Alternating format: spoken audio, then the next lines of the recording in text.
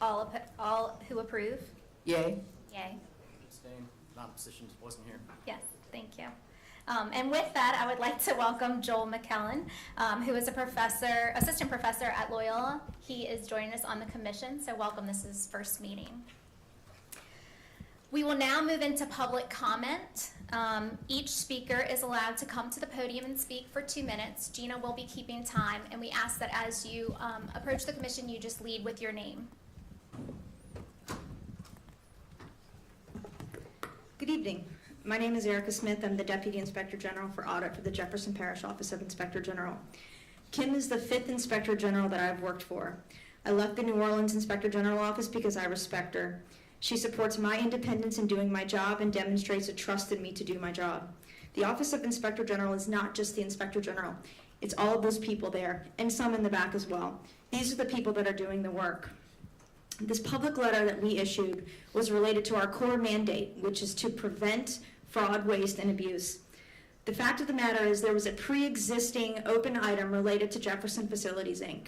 The fact of the matter is we conduct an annual risk assessment where we inquire of a number of people throughout the parish and external stakeholders to figure out where the risks are in the parish. I asked one individual what they thought the risks were in this parish related to contracts, and they sent this email on September 6th of 2023. Erica, good morning. I thought a couple of contracts that could be examined. JFI, they own/operate the parking garage in Gretna. That contract is particularly a mess. It goes on. This and the pre-existing matter is the predicate for this work. There's about 100 documents in that box right there. 20 years of financial records, contracts, council resolutions. This public letter is supported by the work in that box. Kim handed me early on, well before Councilwoman Van Rankin won her election against Ricky Templett, handed me a box of information from the pre-existing matter and said, I need you to figure this out. She didn't tell me what to conclude. She didn't tell me what to say. She said, I need you to figure this out. I just want to say it's an excuse for the council to do this when really this work is absolutely supported.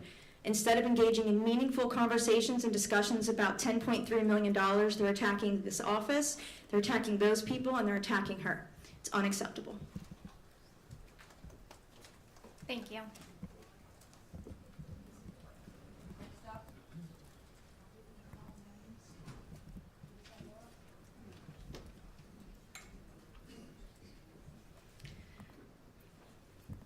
Good evening, my name is Brittany Majeur, and I have proudly served as a special agent and evaluator for the Jefferson Parish Office of Inspector General since 2021. When Inspector General Chatelain was appointed in 2022, the Investigations Division embraced the mantra, just the facts, ma'am. In fact, we even put up a picture of Joe Friday from Dragnet above our desk as a reminder. Under this new leadership, we've undergone retraining to sharpen our investigative and writing skills and to recognize when there is implicit bias, reinforcing the principle that our investigations and reports and daily choices must be objective and grounded solely in the facts. Another crucial lesson ushered in by Jean Chatelain was the importance and benefits of listening. This extends beyond listening, beyond in meetings and interviews. It permeates our office culture. We may not always see eye to eye, but I know that my opinions will be valued, particularly when it comes to planning investigations or determining the continuance or closing of an intake or investigation.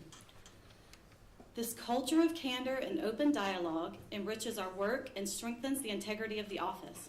I take great pride in the work that we do at the JPRIG and our commitment to the highest levels of scrutiny, competence, and objectivity, and especially with respect to our recent public letters. We hold ourselves to the highest standards because we know the stakes, ensuring that taxpayer dollars are spent wisely and responsibly. As someone who isn't originally from here, I don't care where you went to high school. I don't care what bank you live on. My mission every day at the JPRIG is clear: to fight waste, fraud, and abuse for the taxpayers of Jefferson Parish, and to do this without bias or partiality. I come from the federal service and have been put on many missions in the federal service. This one is no different. Our team fights every day for the efficiency, effectiveness, and transparency of local government. It's that simple. Thank you for your time. Thank you.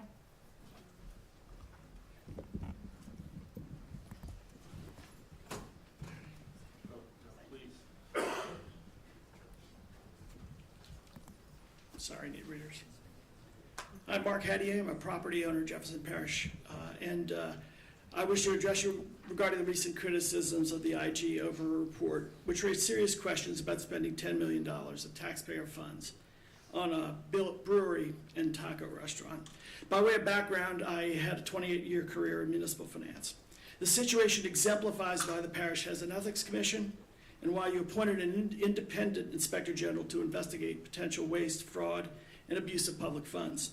The parish council is committing over $10 million in public funds to build a private brewery and restaurant with no guaranteed revenue for taxpayers, no competitive bidding, and discussions that happened behind closed doors for years before the public was informed.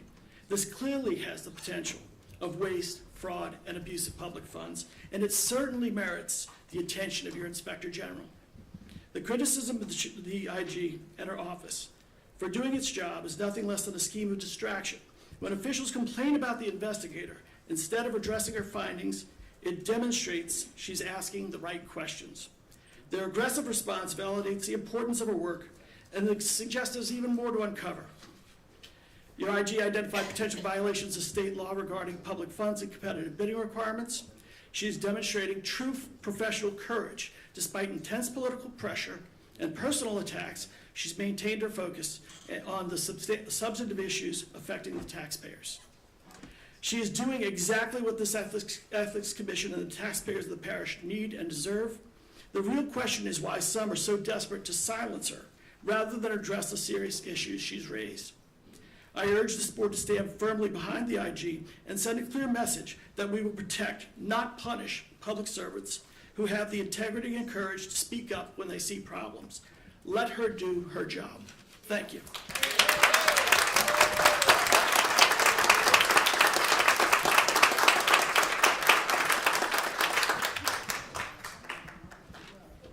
Brian Miller. I'm here tonight in two parts.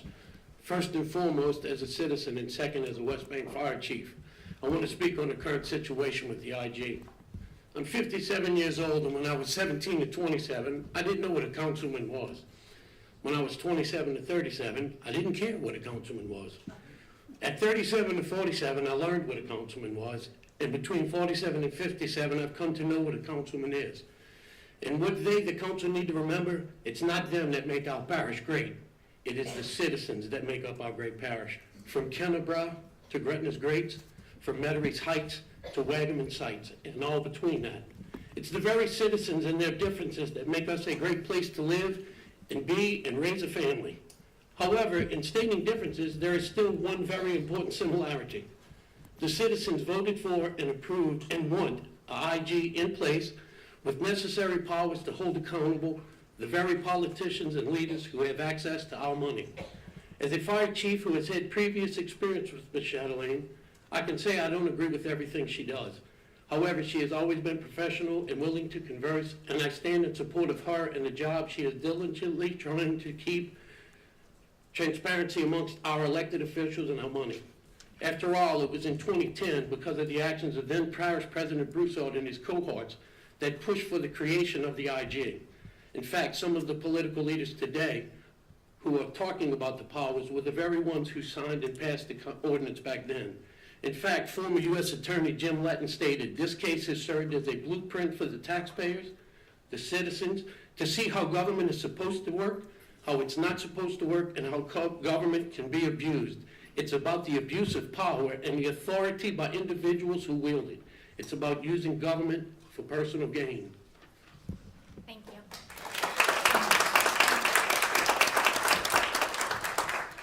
Larry Frederick, Assistant Fire Chief on the West Bank, and I'll be continuing off of his statement. The political leaders involved in this situation continually say that JFI and JRI are nonprofit organizations that do not have to go to public bid. It's been said more than once at council meetings. Well, every volunteer fire department in Jefferson Parish is a 501c3 charitable organization. The Louisiana Attorney General has opined that they don't have to go to public bid. However, the very political leaders here today demand that we do go to public bid. I even agree with that. After all, it is public money. But if I need the public's okay to buy a fire truck that is the essential tool to provide fire service, then they too need to get public approval on the money used by and for with JFI and JRI. I also stand in support of the Inspector General and their office for holding our political leaders and their representatives accountable to the citizens and their tax money. Thank you.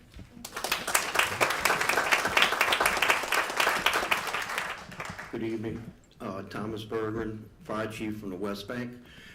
Just want to say that I've had some interactions with Ms. Chatelain in her office previously. We've been audited in my fire department several times. And even though some of the things coming in as an audit, we might think, hey, why are they looking at us? What, we haven't done anything wrong. Talking with her staff and talking with her, we found that she's willing to have open dialogue. She's explained a lot of things that educated me to say, well, I'm just a little part of the parish, spending a little bit of the parish's money, but it's still money that has to be accounted for. And I've learned that even though we might not agree all the time, that this position is necessary. In my 48 years in the fire service, I feel like people that have the responsibility of dealing with parish monies, the citizens might not have the ability or the know-how to ask the questions, and I feel like that's where her office comes in. And I just wanted to say that the dealings that we've had with the office have been very professional, and I look forward to working with them in the future. Thank you. Yeah.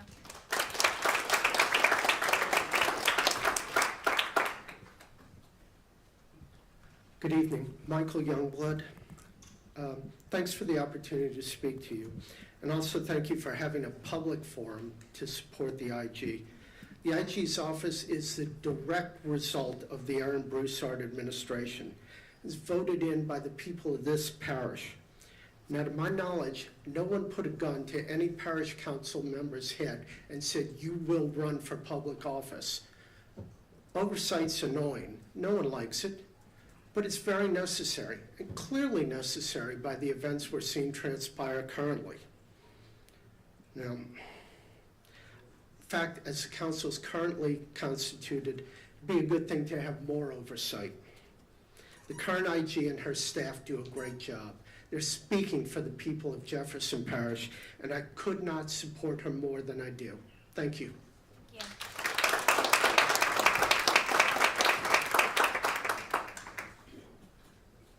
Hi, my name is Dolores Hall. I presently was on this commission for 5 years, having been appointed by the University of New Orleans. When the ordinance was first written, gave the Inspector General authority to do investigations. During my time on the board, that was watered down. It requires the Inspector General to notify the parish who they want to talk to, what records they want to see, and this kind of thing. I went to the council meeting and pleaded with the council people not to make that change to the ordinance. I was made fun of, I was embarrassed, but the changes went through anyhow. This commission oversees the work of this office, and I guarantee you they do ask questions. I was one of the most vocal ones on the board. You notice I'm not on the board anymore.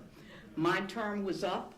I asked my university professor to reinstate me. They asked me to stay. I was not selected because the ordinance provides that the parish president selects these people who are on the commission. So you're on the commission, you do your civic duty, you oversee the work that's done here, you question what's going on, and it works. The system works. This lady, we question her. She can tell you, she knows me because I question everything they did. But anyhow, the point is, she is doing her job. She didn't have to tell them what I want to look at, who I want to talk to, what records I need, because she was responding to a complaint she got from a parish employee. That's her job. She is doing her job. It's also in the ordinance that the parish president can't remove her Thank you, from Ms. Hall. office. The commission removes her, but the parish Thank you, Ms. president Hall. has the authority to call a public hearing Time, Ms. Hall. to change that.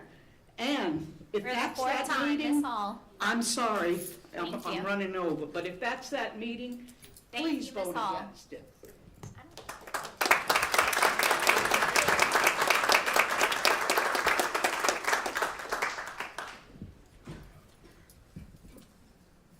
Good afternoon. My name is Robert Raymond. I'm a property owner here in Jefferson Parish.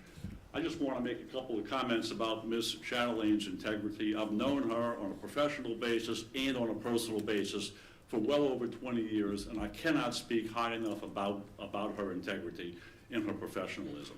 I've taken the time to read the ordinance that created this Office of Inspector General, and it seems to me that all she is doing is what the ordinance mandates that she do. It's not about her digressing or diverting the facts. She's investigated the facts, and she's come up with a letter, a public letter, that has done nothing more than lay out certain facts. If you don't like the results, don't do the behavior that causes those facts to be created. Shouldn't be penalized. Ms. Chatelain or the commission itself should not go down this rabbit hole of chasing this thing where it doesn't need to be chased. She has done nothing more than what she is required by law to do. Thank you very much. Yeah.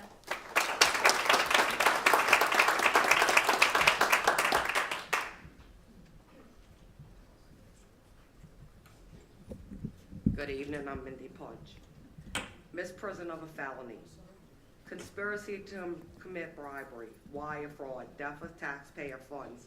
Sound familiar to anyone?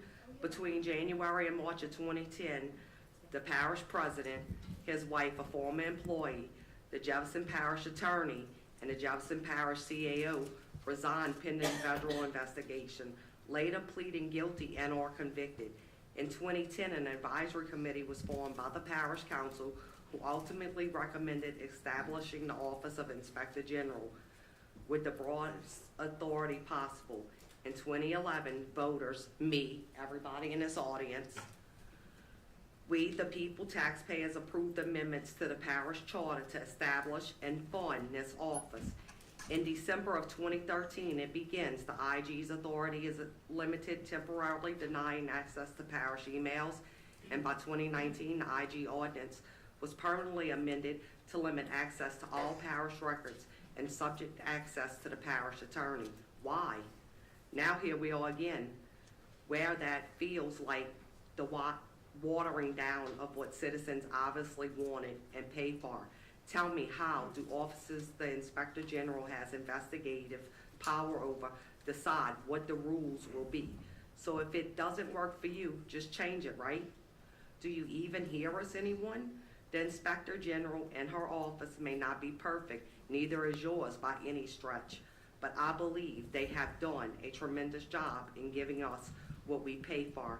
Let them do their job. We don't want perception about what our government is. We want the truth. Thank you.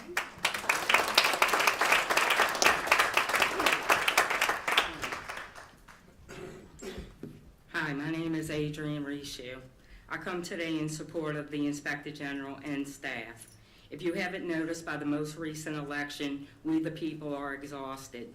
Crime, the economy, housing, healthcare, trying to raise children in a horrifying world. It's a lot. The last thing we should have to worry about or question is everything going on in our local government too. As we voted for this office, we voted for people that asked for the job of doing what is best for the citizens of this parish daily. We are then expected to trust and respect the decision you make or in our best interest. We will not always agree with decisions made, but I would like to believe most try to work together as our interests are the same in wanting the best place possible to raise our families, work, live, and play in. We need and want checks and balances, and this is what we are paying for in the IG's office. I believe we are getting our money's worth. It is not looking well that because things are brought to light that may not be legal, but definitely something some of us as taxpayers question, that it becomes an ugly battle of sorts such as this. We have a right to know what is being done with every penny of our money. We are questioning friendships and the effects of that. When are we going to question the friendships of officials and vendors, contractors that do business with the parish as well? Should that be an issue also? Campaign contributions and everyone ever. Let's question all of this too. I will end with this. Proverbs 29:2. When the righteous are in authority, the people rejoice. But when the wicked beareth rule, the people mourn. We need no more to mourn about in this life. Leave the IG's office alone to do the job we want done. Thank you.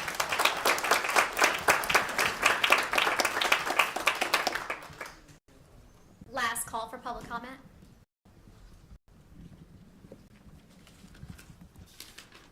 Good evening, Commissioners. My name is Jeff Adolph.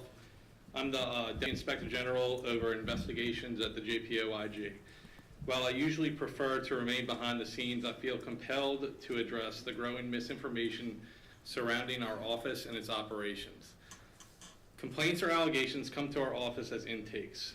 The Inspector General plays no role in determining what intakes get captured in our case management system.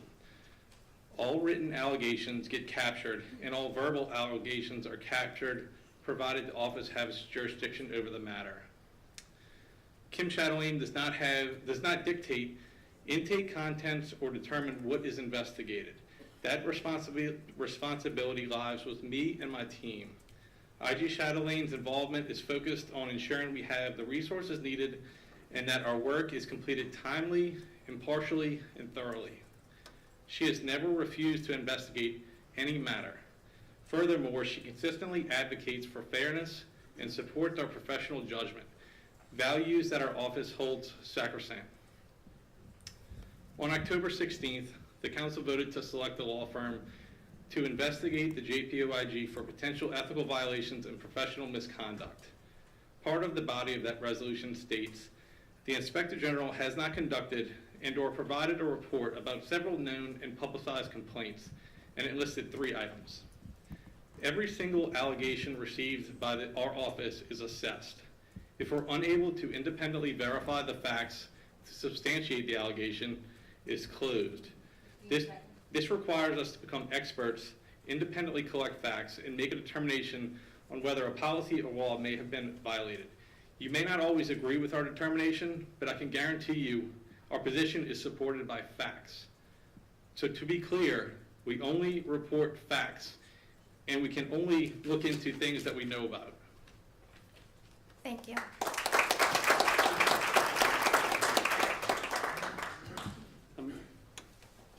Joe Marino, I was the state representative involved in the project that we are reviewing and the subject of all of this. And what I want to point out to you is that you have a manual that tells the Office of the Inspector General how they proceed and what they are allowed to do and how they are allowed to do it. And it has to do with reports and findings, which is chapter 227, reporting. And the purpose of this is it tells her that how do you do your job. So after you do your investigation, prior to issuing a final report, which has findings and recommendations, you are required to give a draft copy of the person who you are, or entity who you are issuing a report or recommendation to. They shall have 30 working days to submit a written explanation or rebuttal to the finding, and then the Office of the Inspector General has to review it, see whether to further investigate, and they have to attach it. So they're not just releasing a report with findings and recommendations without giving an opportunity for a rebuttal. This was dropped without anybody knowing that's involved in the process that she was going to put this out, this 35-page letter, which after the last council meeting, I pointed out, and I will continue to point out, it is factually wrong. But the problem is that after we point this out, she continues to go out and talk about it. She continues to go out and rely upon her non-investigation that didn't include talking to anyone. So where was the opportunity for the people that were involved in the project to submit their rebuttal, to say that's not correct? And so if you have to do it for a report, and she's going to say, well, this wasn't a report, okay? It didn't have findings and it didn't have a recommendation. top of the front page, first thing, what we found, okay? That, to me, if I'm the public, seems like a finding. It doesn't have a recommendation. What we recommend is at the bottom. Thank you. Thank you.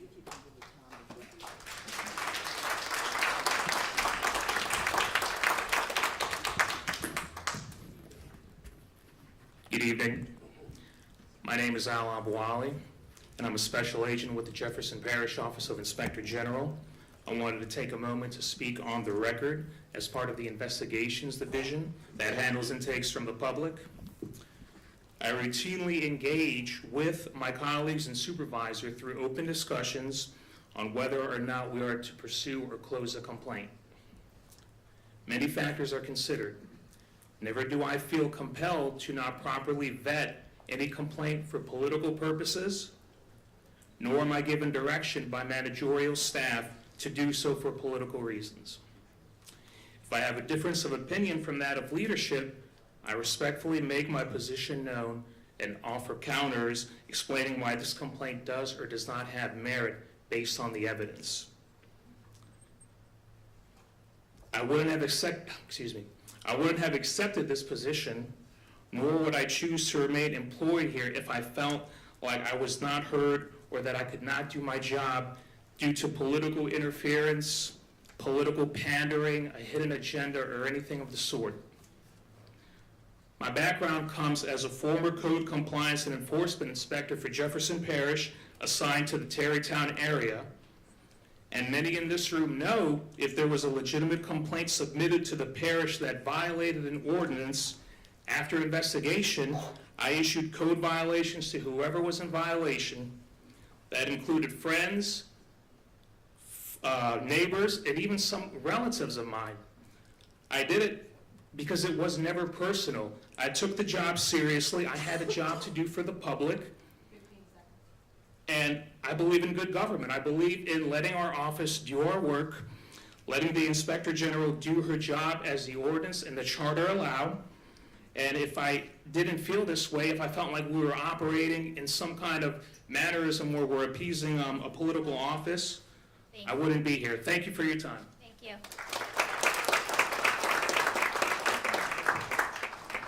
Good evening, my name is Michael Hinyip. I'm a councilman in the city of Gretna and a resident of Gretna, obviously. Without going into details about the project, which we could be here for hours, the one thing I wanted to point out is, first of all, we agree that there should be an Office of Inspector General. There is not a problem with oversight. The problem is the way this whole situation was handled.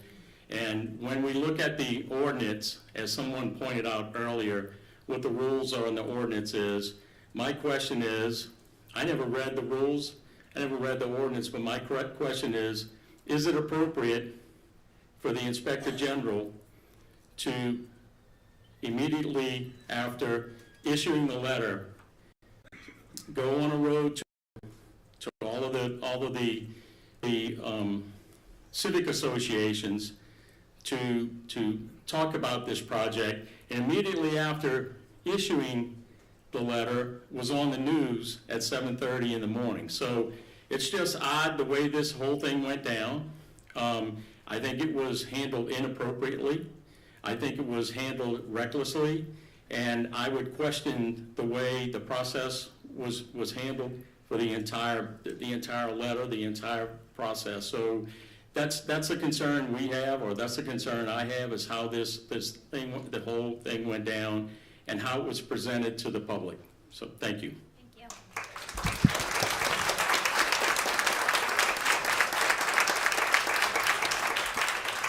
I'm Arthur Lawson. I'm the Chief of Police in the city of Gretna. I've been in law enforcement for 50 years. I've attended basic training, many investigative training classes, a graduate of the FBI National Academy. If you watch TV on a regular basis, you'll see many law enforcement or investigative agencies make the comment, I cannot discuss this, I can't make a statement because it's under investigation. However, that's not the way this was done. This was done in the form of making some innuendos and accusations, and then going out in the public and speaking about this investigation or this inquiry. It's not fair. It questions the integrity of this investigation with the public. It's influencing public opinion when there has not been a conclusion, and it's not right. It's brought a bad light into this investigation or this inquiry, and to the government agencies and the cities and the people of Jefferson Parish. All they're asking for is fairness. No one's saying that it shouldn't be looked at, it can't be looked at, and there's a reason not to look at it. However, I think the manner and way that this was conducted is not the usual way that something's done, and certainly lends a bad light to this office. So thank you.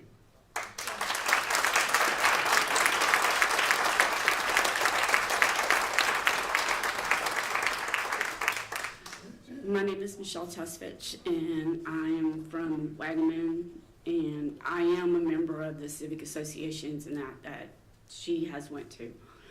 All I can add to that is that when we were visited by the civic associations and for the Attorney General's office, there was no details given to us. There was no specific information given to us. We were only made aware of the situation in general, and no specifics were given to us. We were just made aware of what we should have been made aware of as citizens, and the information was brought to us. That's all that we were told.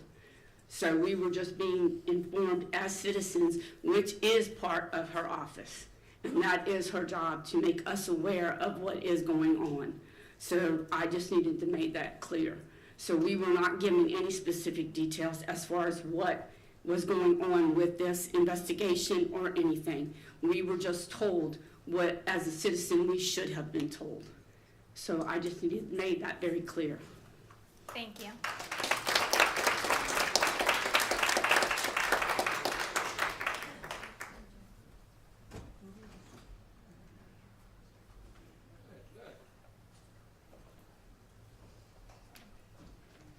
Belinda Constant, Mayor, City of Gretna.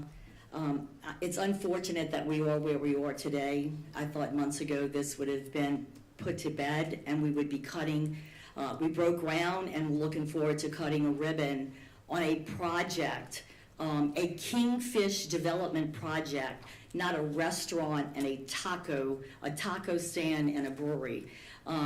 That continues to amplify all of the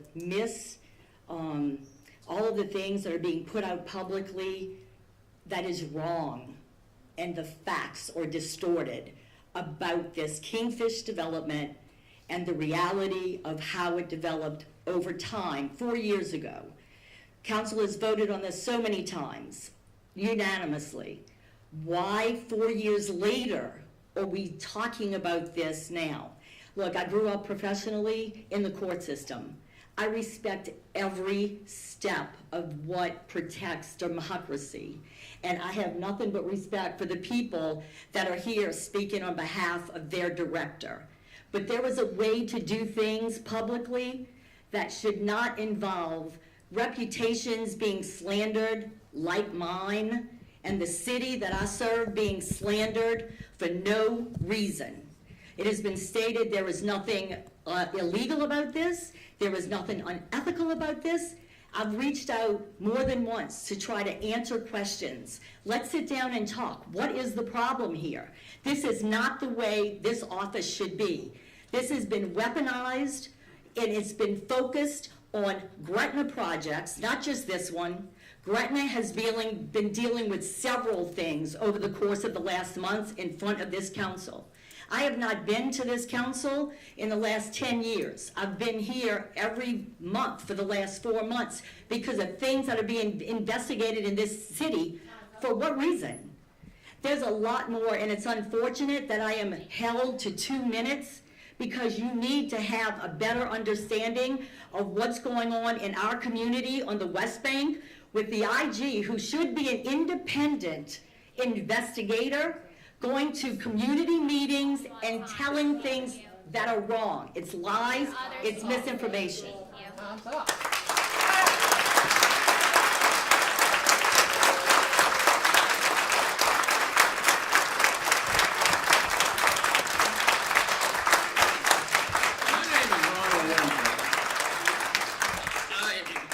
lot of things have been said here that I was totally unaware of. I don't know exactly who is at fault for doing what. But I can tell you this here, as an 86-year-old retiree, I have nothing better to do than to hang around with a bunch of old business associates and classmates. Some of them are former parish councilmen, judge, financial people, different backgrounds. Another set of guys are engineers, architects. We all have lunch together. We've had a lot of discussions about this in the past. We're trying to figure out exactly what's going on. And to the person, now one of the guys have found out that how this thing here is benefiting the parish. Not also one lady, I got to put her in here. We'd like to know exactly what's what. Now, from what we understand, IG has tried to bring things up to the front and stop the project till it could be brought to bear and see exactly what's what. The project continued to move forward. Well, I can understand, and being a ex-contractor and everything else, once you get something started, you can't stop it without having somebody suffering the damages. I don't know exactly how far this thing can go before it stopped. But anyway, I'm not going to belabor this here. It seems like as IG, which we have, we wanted an IG, we got an IG, the IG is doing the job. What I want to know is who of everyone sitting here or have anything to do with this would take money from your savings account 401k and build a building for 30 years and let somebody have it for $1 a year. Would y'all be willing to do that with your money? That's all I want to know. You know, give me a show of hands. Would y'all be willing to do it? You know, it seems like you're giving away our money. That's all I want to know. Thank you. Thank you.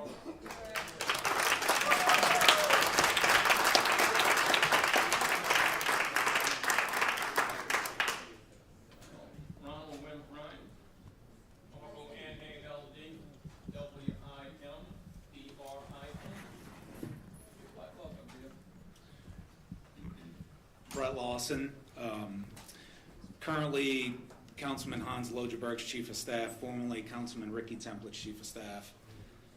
I do not have prepared comments because I was not prepared and I wasn't planning on saying anything. However, I believe what I do have to say is somewhat relevant. And Mr. Adolph, you said something that struck me. You are an employee of the IG's office. You do the work of the IG's office. I'm an employee of the council office. I do the work of the council office. I have been thrust into the middle of headlines and into this scenario because a 35-page letter was issued without asking me or anybody else involved in this project one question. There are a lot of answers. There's a lot of misinformation. From what I understand, there was no idea that state money was involved in this project, and we keep talking about parish dollars.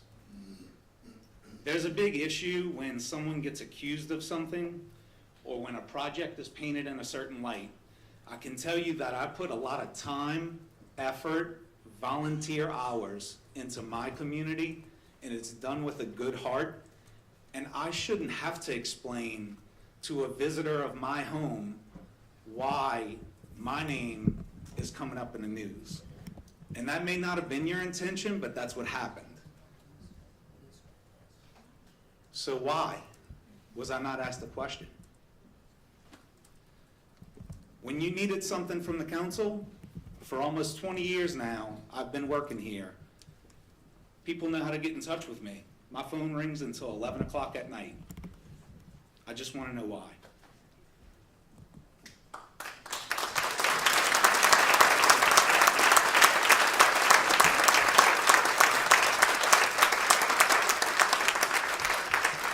Commissioners, thank you for allowing me to speak. I'm Parish President Cynthia Lee Shang, and I did want to say my comments more on the process of things. Just a little bit of background about me. I was a former CPA, specializing in forensic accounting, especially in fraud. And so, and I was also on the council when we established the Inspector General's office, and I was a big proponent of the Inspector General's office, and I was on the committee that actually formed the regulations when Parish President Terrio was in office. He was parish president for a short period of time. I worked with him on it. I certainly respect all of the work that these people do because I come from that world.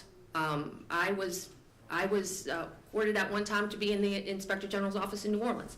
So when I came into office, I wanted all the drama to end with the prior couple of years, and I told my staff that the work that they do is very important, and we're going to pay attention to it. We're going to implement recommendations because they're very smart people, and they've looked at it for a long time. I'm a supporter of the work of the Inspector General in the office. I'm also asking for oversight. We all need oversight, including myself. I can be investigated by the parish council. That doesn't mean that people want to get rid of a parish president. That doesn't mean it threatens the office of a parish president. It just means that I, myself, have to have oversight as well. And the council can call me up to the mat and ask me questions. That's part of a democracy that we have. And I will say, since May, there's been a big departure in the way this office has been doing things in the form of letters. This was never, ever done before since the inception of the office, letters. I will repeat what former Rep. Marino talked about, that if you are the subject, if we're a department or a person, are the subject of a report or an investigation, you have 30 working days to submit a written explanation or rebuttal of the findings before the report or recommendation is finalized. What does that mean? That means in the law, it includes, it's not an assumption, it includes that the entity reporting on, when you're a subject, when you're Brett Lawson, when you're Gretna, when you're anyone, when you're me, you have time to read the report. You have time to look at the data. You have time to get your thoughts together. Not in 24 hours, but you have time to do some research. This is not a gotcha thing. Policy cannot be made on gotcha and news media stories, that you have time to respond. You have time to put your response in there. And the law also includes the fact that your response becomes part of the final report, that the first time the public sees the report, it's balanced. Both sides are represented. It's not one-sided. You're not on the defense at the beginning of the day. Watching the morning news, you're not on the defense. That's the law. And also that we have time to catch errors. We make errors. They make errors. We're human. That doesn't mean you're wrong, we're wrong. We catch errors all the time. That we've caught their errors, they'll catch our errors. It makes for a cleaner, more accurate report. So my only ask is that there's oversight and that the regulations are followed, that the rules followed. If we do that, we will produce a stronger Inspector General, an Inspector General with credibility, an Inspector General that not everybody's whispering about and wondering with personal relationships, and this isn't going to be investigated because of this person, but this will be investigated because of this person. That does not make for a strong Inspector General when all these whispers are going around the community with this. That's my only ask, is that we have oversight. Not an abolishment of the Inspector General's office, just simply oversight. Thank you.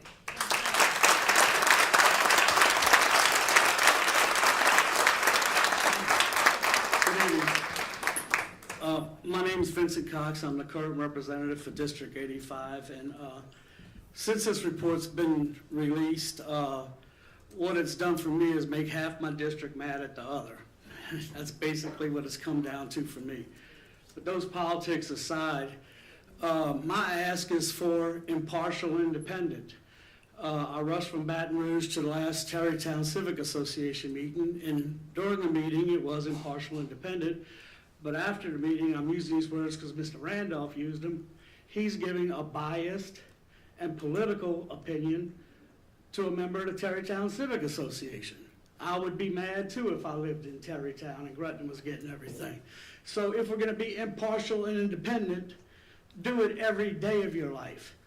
Don't be impartial and independent when the microphone's on and then go spew biased opinions to turn neighbors against neighbors. That's all I have to say.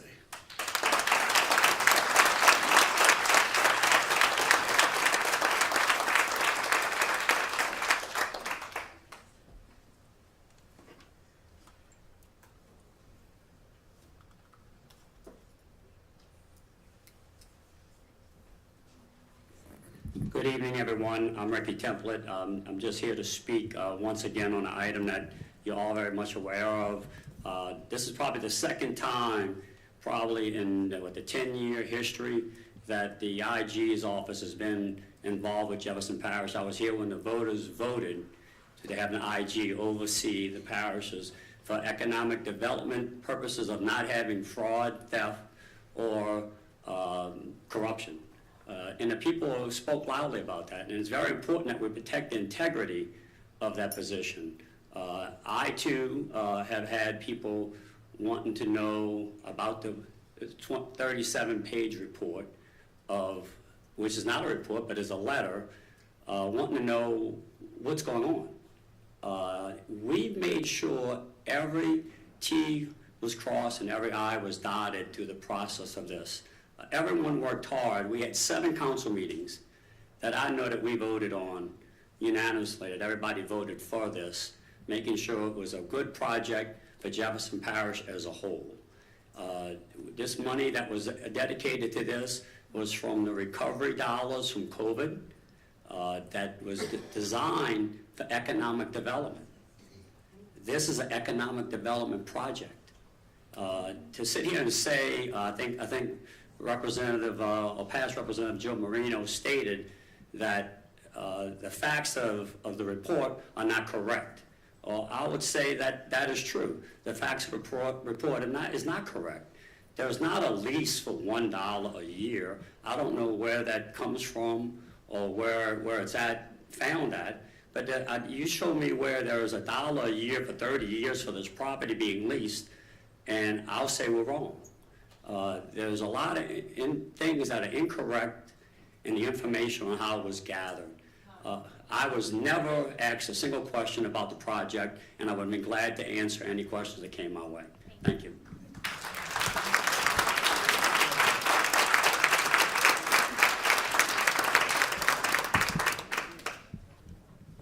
Good afternoon. I'm William Lazaro, who's current president of JFI. And just a couple of things to make clear that everybody's saying that this JFI and JRI has been established so that we can circumvent public bid laws and all those things, which is not true. I was appointed in March of this year, and I've been serving since that time. The Jefferson Parish Council approves all the appointees to this board. Since I've been on the board, I've never received any calls, and I talk to our attorney every day, and never have received any calls from anybody asking us, relating to these questions that we've been asked about this project. We have never received anything in writing or verbally, any meetings, or anybody come to our office or called us to their office asking about some of the things that you have some concerns about. And it affects me deeply because I'm a businessman, been a businessman all my life, worked for the parish council, by the way, back in the day, and it cast a cloud over my integrity as president, even though I've only been there since March of this year. I will tell you that we have never skirted or tried to implement anything. All the projects that we're involved with, every one of them, when I had been on this board, we have gotten bids, we have vetted those bids, we did score sheets as the parish does. Everything that we have not done just by selecting people. It has been done through the process. And to say that JFI, which is we are Jefferson Parish. It feels very awkward to have JFI, who I represent, being sort of smeared as to a political machine or a tool to do things that are not right, and that's untrue. Thank you.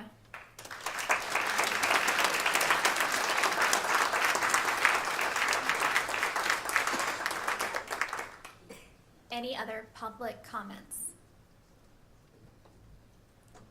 I want to thank everyone who came forward to share. It's not easy to step in front of a room of people that you may know or may not know and share your opinion. So thank you for everyone for their feedback. At this time, I would like for the Jefferson Parish Council members to address the Ethics Commission.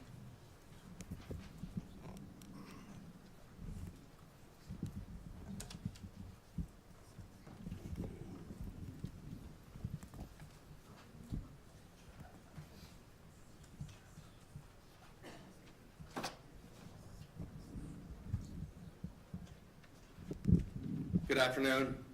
I have, Councilman Bonanno could not make it. He handed me a letter that I have copies of for you all. If I may deliver them.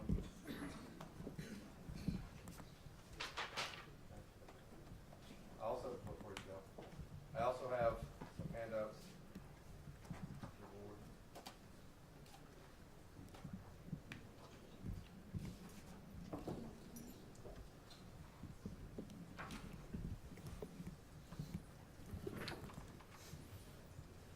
Before I say anything, I'm going to tell you why I'm not here. I'm not here to attack the IG. I don't want Ms. Chatelain dismissed. On the contrary, I believe the Office of Inspector General is important, and I want to stand it up. I want it to rise above politics. I want it to be independent, as the ordinance creating it and its own rules envision. And the fact that the IG and the councilwoman have publicly stated the IG is under attack without reading a word of the anticipated ordinance is precisely why I am here. I don't want to be here. I wanted to meet with you in pairs so that we wouldn't have this political theater. Mr. Sullivan insisted that he'd be there with you when I met with you, and said that I couldn't do it after he schooled me in open meetings laws. As you probably know, my name is Hans Liljeberg, and I'm the new council person for District 5. For the last 30 years, I have worked as an assistant parish attorney, prosecutor, district judge, and appeals court judge. I have worked in law enforcement, participated in countless investigations, and presided over many more. As you likely know, a majority of the council has serious concerns with politicizing the IG's office. I am here, hat in hand, asking you to open your minds. Please take what I say in the vein in which it is intended. I want you to restore confidence in the OIG. That's what we all want. That's what I want. I simply want you to understand your responsibilities, and I want you to take corrective action, even if that's simply an admonition. Please pardon my candor. I'm not a good sugarcoater, but I'm honest and I'm sincere. I know you're here because you care about your community. You want to give back. I know you're volunteers. I don't know how much training you've received regarding your duties as a commissioner, if any, but I know you've developed a good relationship with Ms. Chatelain. So have I. We all like her, and none of us want anything bad to happen to her. But it's not my duty to police her. Respectfully, it's yours. I've been on boards where I've had to correct, even fire, chief executive officers. It's not fun, but that was my duty. As a commissioner, you are sworn to monitor her for, among other things, and I quote from the ordinance, ethical misconduct in office, unprofessional conduct, and other acts tarnishing the integrity of the Office of Inspector General. That's at Section 2, 155.105. The ordinance creating the Inspector General at Section 2, 155.9 is entitled, quote, reporting the results of Investigator General findings, and it enumerates how the IG may disseminate its findings. It has built-in due process requirements. It makes specific reference to, quote, reports and, quote, recommendations. Nowhere does it provide for a public letter. When issuing reports and recommendations, Section 2.1559C requires that the person or entity, quote, being reported or who is the subject of an investigation be given 30 working days to rebut the IG's findings. This is obviously designed so that we don't ruin the accused's reputation. It was also designed to keep the IG from using the IG seal to bully someone. Section 2-155.1011 spells out the, quote, specific functions of the Inspector General. They include, quote, issue reports and recommend remedial actions. That's at Section 2.155.1011I. And, quote, issue reports as set forth in subsections 9 and 10. 9 and 10 is where the subject is given a chance to rebut. When I took my seat as the councilman for District 5, I had no real experience with the IG's office. That was just in January. Early in my tenure, Ms. Chatelain met with each councilman, along with your attorney, Mr. Sullivan, to lobby for legislation expanding her powers. Reference was made to that earlier today. Ms. Chatelain had practiced before me when I was a 24th JDC judge, and I told her at the time I didn't see any problem with expanding her powers because I trusted her. If I might digress for 1 second, I don't know why those meetings that Ms. Chatelain and your attorney, Mr. Sullivan, had with each council member individually didn't violate the open meetings laws like my proposed meetings with you all, but Mr. Sullivan said it did. She was specifically there to lobby for legislation, met with each council person individually, but that was okay. I think there may be a different set of standards. I believe the council was poised to grant those expanded powers had she not issued the first public letter, which called her independence into question for the first time. I want to be clear. I am 100% in favor of oversight. We have an internal auditor, a legislative auditor, an ethics and compliance lawyer, an inspector general, as well as federal and state authorities. We can't have enough oversight. In September of 2023, the council committed funds to the Major Crimes Task Force. The funding source was identified in December of 2023. On March 6th of this year, Councilman Edwards introduced a CEA to reflect the 2024 adopted budget. Councilwoman Van Branken moved to defer it until April 17th. On April 17th, the CEA unanimously passed, but not without questioning from Councilwoman Van Branken. The ordinance amending the budget to fund the task force was scheduled for May 1st, 2024. At 9:21, the night before the council was to take up the amended budget and to fund the task force, the IG issued her first public letter, which echoed Councilwoman Van Branken's criticisms of the funding for the Major Crimes Task Force. The following morning at the council meeting, Councilwoman Van Branken and the IG tag team opposing the Major Crimes Task Force. Councilwoman Van Branken, bolstered by her IG public letter, waved it around, the ink was still wet, referred to it as, quote, unprecedented. The media reported about it, they called it, quote, rare. Shortly after, you received several anonymous letters. The letter stated, and this is a lot of reading, I apologize that I'm reading, there's a lot here I don't want to miss, but I'm reading straight from this the first anonymous letter. We are writing on behalf of concerned citizens of Jefferson Parish to express our sincere concerns about the direction of the ECC and the Inspector General's office. We apologize for the anonymity of this letter, but do not trust the ECC or the Inspector General and are concerned about retaliation. Your present IG is partying, hanging out, and going on trips with Councilwoman Van Branken. Isn't the IG supposed to be independent, avoid the appearance of impropriety? Shouldn't she be free from the appearance of impropriety and conflict of interest? She certainly cannot oversee this council member when she is out in public drinking alcohol with her, both here and even abroad. They unabashedly post pictures on social media, free of any worries that this board will take any action. Pitiful and despicable. You should all resign and let the parish start over with a new board, one that we can be proud of, not one that supports this shameful behavior by the present IG. And perhaps you should ask for all the emails and text messages between the IG and JVV surrounding the activities that they have attended together. Third, please watch the last two council meetings and look at the behavior of your IG and the interplay with Councilwoman Van Branken. It's theatrical, pre-planned circus that even this board can figure out. The IG's behavior is embarrassing, and she clearly wants to please her friend JVV. Finally, the ECC board cannot be trusted at all, as you have failed to follow the ethics placed upon you. The letter then lists who hadn't filed financial disclosure forms, which named all of the then existing members but one. It ended, quote, get us a new IG that knows not to engage in conduct and questions the integrity of the ECC and the position of the Inspector General, and stop ignoring the law and file your disclosure forms.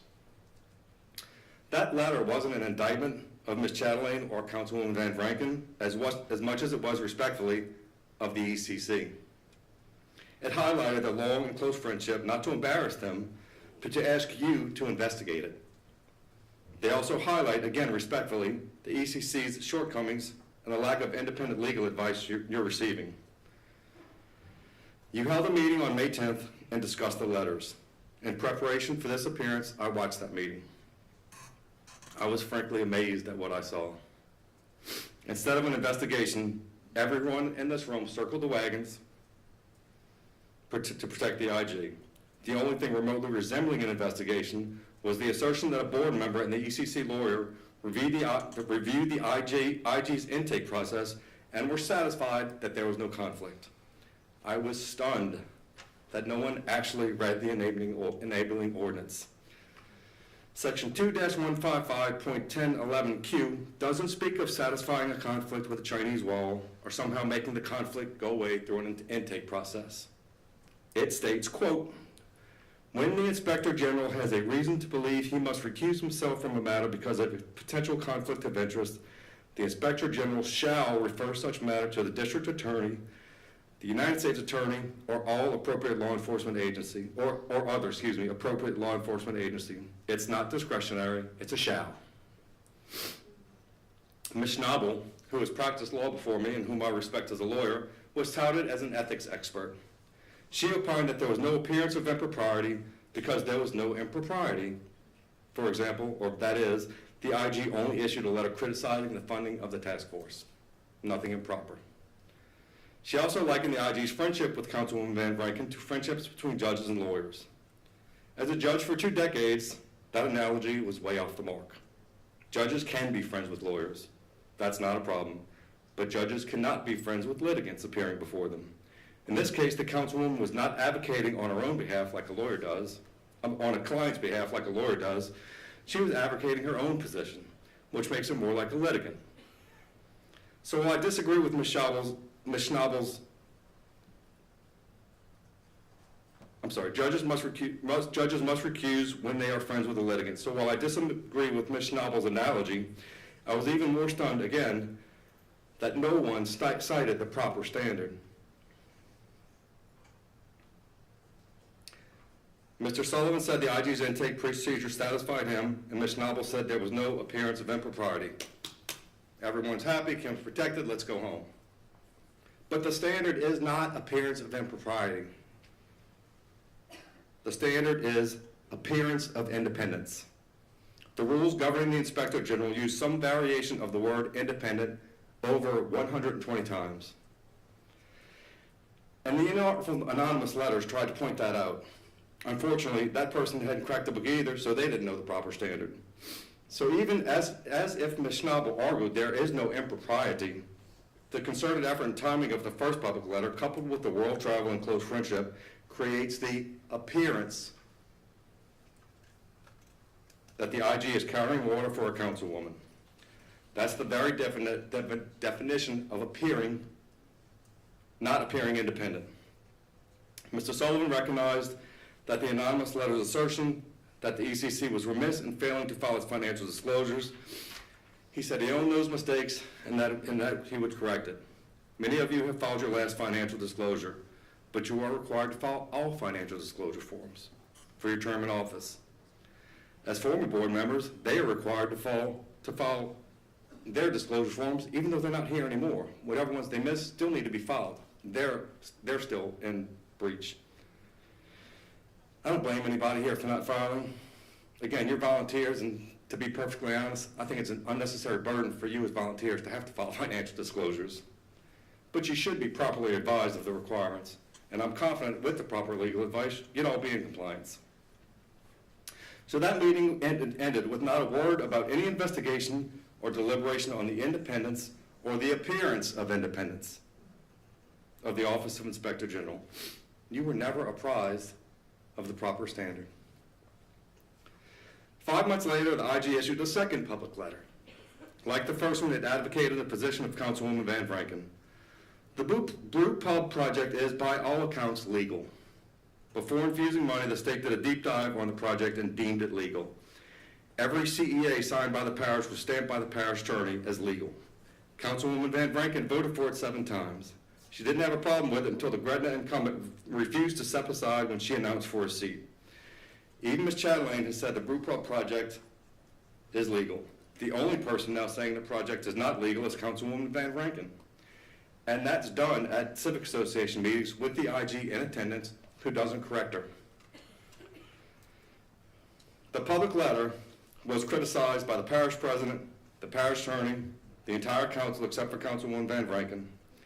The Attorney General, alerted to the public letter by the IG, said, quote, "We have concerns about the timeliness of the complaint and the sufficiency of the investigation conducted by the Inspector General. Dr. Robert Collins, a political pundit, opined that the Attorney General was leaving it up to the local politicians to fight it out." Did you hear that? The local politicians. The IG is not supposed to be a politician. She's supposed to appear independent. The brew pub was supported by Jedco, G&O Inc., the Jefferson Chamber, GETA, and a myriad of other businesses, including Viking Cruise Lines. The JBC was the only business group that was not on board with the project, so Councilwoman Van Rankin and the IG lobbied them to oppose it. Their response? They unanimously voted today to endorse the project. Remember, the first public letter was called unprecedented and rare? In defending the second public letter, Ms. Chatelain reported that criticizing this method of disseminating her investigatory results showed, quote, ignorance of the workings of inspectors general. I'm sure she'll tell you that today. I'm not here to defend how we funded the Major Crimes Task Force. I would, however, note that the first public letter was sent to the AG and others, and then nothing. The AG didn't intervene, no one went to jail, it just went away. The point here is that the night before we took up the measure, the IG issued her first public letter arguing Councilwoman Van Rankin's point. They said the sky would fall, but it didn't. And I'm not here to defend the brew pub. It's a District 1 project, and my district would never see a dime of that money under any circumstances. I think I speak for 5 of my 6 colleagues on the council when I say, I don't want to tell Councilman Edwards what he can or can't do with District 1 money. If this project is 1, legal, and 2, supported by every economic development group in the greater New Orleans area, and 3, all of the businesses in that area, Councilman Edwards can do whatever he wants. The point here is that the IG issued her second public letter arguing Councilwoman Van Rankin's point. My concern is with the independence of the Inspector General and her use of these unvetted public letters to advance Councilwoman Van Rankin's agenda. There is no mechanism for public letters. The enacting legislation authorizes only reports and recommendations. When the IG wants to issue findings with the seal of her office, she must follow the law. This law does not permit public letters. The 2 public letters were reports. I can call them ducks, but they don't have feathers or webbed feet. No matter what I call them, they're reports. And they're subject to the laws governing the issuance of reports. You can't call a report a public letter just to circumvent the due process that's provided in the law. The IG has defended the public letters by arguing that they are designed to warn and therefore stop waste and abuse, but they impact reputations. And they shouldn't be issued haphazardly without the precautions the law requires. The public letter attacking economic development has impacted every other district's ability to use these valuable tools. Isn't it at least a little bit curious that both public letters are targeted at Gretna? Every Gretna public official supported the incumbent from Gretna that Councilwoman Van Rankin ran against. I honestly don't care if Councilwoman Van Rankin wants to pay Gretna back. That's between Councilwoman Van Rankin and Gretna, but I care deeply about her using the IG in that endeavor. And I care that there is, at best, the appearance that she's enlisted the IG in that battle. With independence as a cornerstone of the Office of Investigator General, should the IG and the Councilwoman join forces, creating handouts and attending civic association meetings, arguing against economic development in Gretna? The enacting legislation specifically authorizes the IG to appear at public outreach meetings to apprise the public of her office and what it does. It does not wholesale authorize the IG to publicly tout unverified, unsubstantiated, and unvetted letters that negatively impact economic development in every district. I have reviewed emails where the IG and Councilwoman Van Rankin coordinate their attack on the Gretna project. That is not independent, and it certainly does not appear independent. Presidents of two of my largest civic associations reported that Councilwoman Van Rankin and the IG attended their meetings, appeared with the IG to criticize the Gretna project. They attended or watched the council meeting, learned about the brew pub project, and recognized that the criticisms were a potential vendetta. Both independently contacted me to inform me that they felt, and quote, independently, both of them, quote, duped. Appearing arm in arm with a councilwoman taking out her political vendettas on Gretna is not a display of independence. One of those presidents plans to point this out in a newsletter to her association because she's worried about the civic association members that attended their civic association meeting and didn't subsequently attend a council meeting to learn the true measures of the truth about the Brew project. The American Bar Association has model rules that govern prosecutors' public comments. It prohibits prosecutors from making extrajudicial statements that they, quote, know or reasonably should know will be disseminated to the public. At your May meeting, even Mr. Sullivan spoke of the importance of the confidentiality in IG reports and the opportunity for the subject to review reports before they are published. The purpose is to make sure that the IG gets it right and to protect reputations in the event the IG is wrong. These so-called public letters do not have those protections. And the enacting legislation recognizes this as well. That's why there's no provision for them. I spent two decades on the bench, and I never let a lawyer breach their ethical responsibilities, even if that lawyer was a prosecutor. Nor should you, even if it's the IG. The second letter spurned another anonymous letter just last month. This letter was a laundry list of six specific ethical lapses on Councilwoman Van Rankin's part, asking why the OIG has been silent on each of these lapses. One of these breaches was the Councilwoman's EFAT City project. Look at the handout that you have comparing and contrasting EFAT City and tell me how on earth did the IG decide to issue a public letter on the Brew Pub project, but not EFAT City. The letter also points out Councilwoman Van Rankin's years of votes for her family's ABO permits, but nothing has come of this. No report, no public letter, no civic association tour. But whatever happened appears to be enough for the Ethics Board in Baton Rouge to look at. Finally, I'd be remiss if I didn't point out other ethically curious items. The IG went on a parish-wide civic association tour with Councilwoman Van Rankin to criticize the economic development project in Gretna. When asked why she could not discuss the project and why she could discuss that project and not the ethical charges against Councilwoman Van Rankin, she said she could not discuss investigations. But the Gretna project was only a public letter, so it was fair game. When the council and the Attorney General pointed out that the public letter was erroneous and light on investigation, the IG instituted an investigation, or at least she issued subpoenas and began scheduling interviews. But the public criticism tour still hasn't stopped. In fact, she was in Tarrytown just last week. So the Brew Pub investigation is still fair game for public criticism. I guess she's going to say she's talking about the public letter and not the investigation.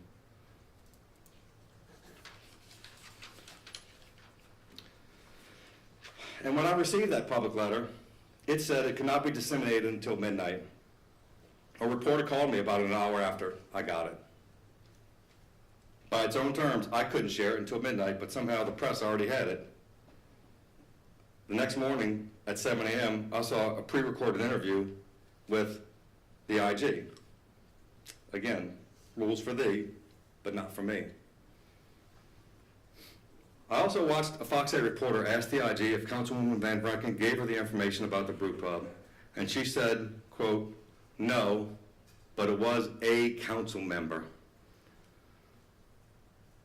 If it wasn't Councilwoman Van Rankin, that leaves 6 other people in the whole world. Now, I haven't researched the ethics of burning sources, but it's a heavy lift. It's not a heavy lift to narrow that down to one person. In the 30 years I've been really close to investigations, I've never seen a source burned. Not until then. The IG's propensity to issue reports, public letters, with no proper investigation, and then politic for support of those unverified and erroneous public letters is what prompted the legislation currently being drafted. It is not intended to hamper oversight. It's intended to stand up the OIG by providing much-needed ethical guidance and hopefully take the politics out of the office. But as per usual, she's posted that the IG is under attack, and before Councilwoman, that she's under attack, and Councilwoman Van Vranken has blasted out emails that the IG is under attack before even reading any proposed legislation. Like the public letters, fire, ready, aim. The enacting legislation invests a lot of power in the IG, and that's great. We want oversight. But it doesn't take long for an IG to realize that they're untouchable. Once appointed, our IG isn't answerable to voters. The IG isn't answerable to the parish president. The IG isn't answerable to the council. You've heard the saying, power corrupts and absolute power corrupts absolutely. Without you, the IG has absolute power. The only backstop is you. When this body took up its first set of anonymous letters, Mr. Sullivan mentioned the importance of ECC investigations. That's at hour 1, 35 minutes and 30 seconds. At that same meeting, the commission did a cursory review of the anonymous letters, then displayed a clearly orchestrated defense of the IG with the IG, Mr. Sullivan, and Ms. Schnabel. So I am here humbly and respectfully asking you to abide by your oath. I sincerely apologize if I appear critical or accusatory of the ECC. Unfortunately, there's no genteel way to highlight the importance of your duty to watch the watchdog.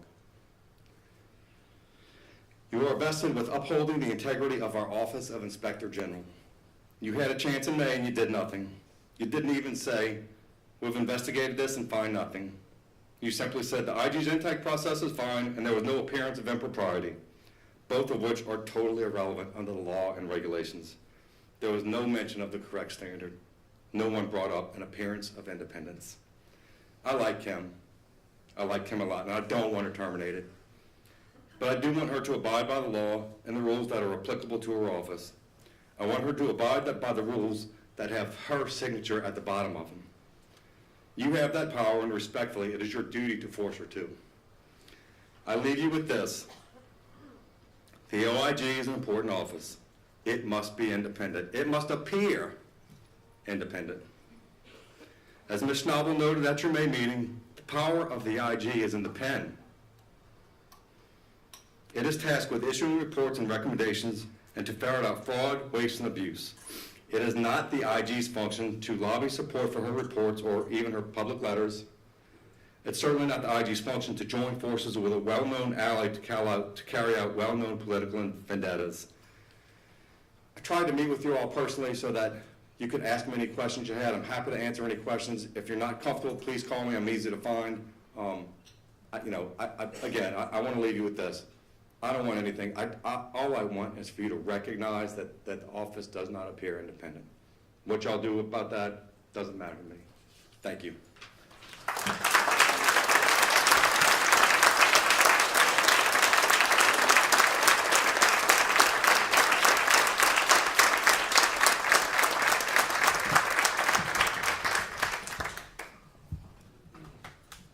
Good evening.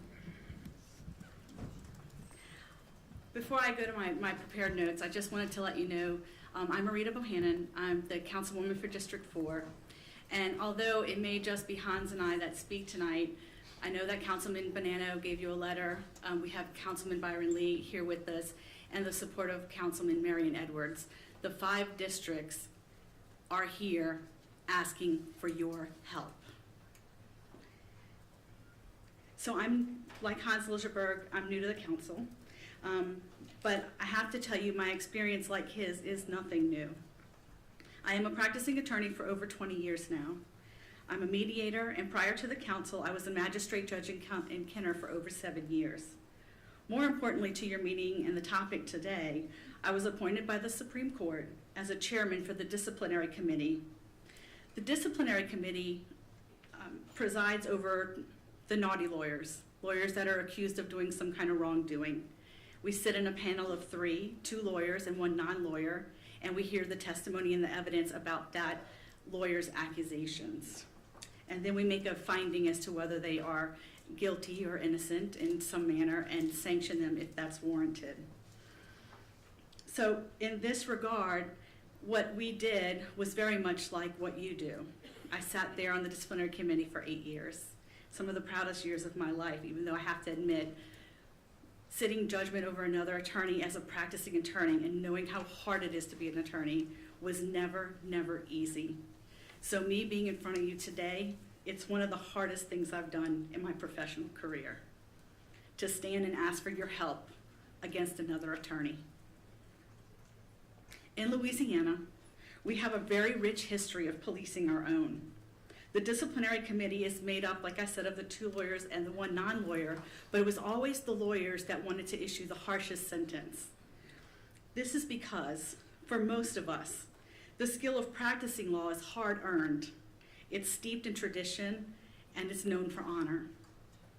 Disciplining a fellow lawyer is very, very hard and heartbreaking at times, but it's necessary. It's the nature of the job.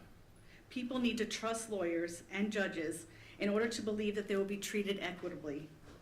It is with this history in mind that I humbly and very sadly come to you today. You are the ones who now we are asking to police their own. What we are asking you to do is difficult, God knows I know, but literally it is without alternative. Let me tell you how we got here in my perspective. Summary Ordinance Number 26313 was proposed at the request of the Inspector General on the 22nd of May 2024. It sought to expand the term of employment for the Inspector General, lower the qualifications for the Inspector General, and increase the investigative powers of her office. The ordinance failed with a 6-1 vote, with only Councilwoman Van Rankin voting to approve it. This is how I came to meet Mr. Sullivan.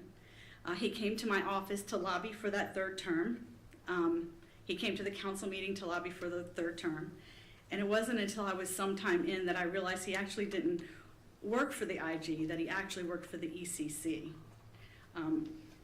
Since her request for the 3rd term failed nearly 5 months ago, the JPOIG's office has issued now 2 of what she's calling public letters without having conducted an investigation, an audit, interview a witness, request documents, or utilize any preferred investigatory practices.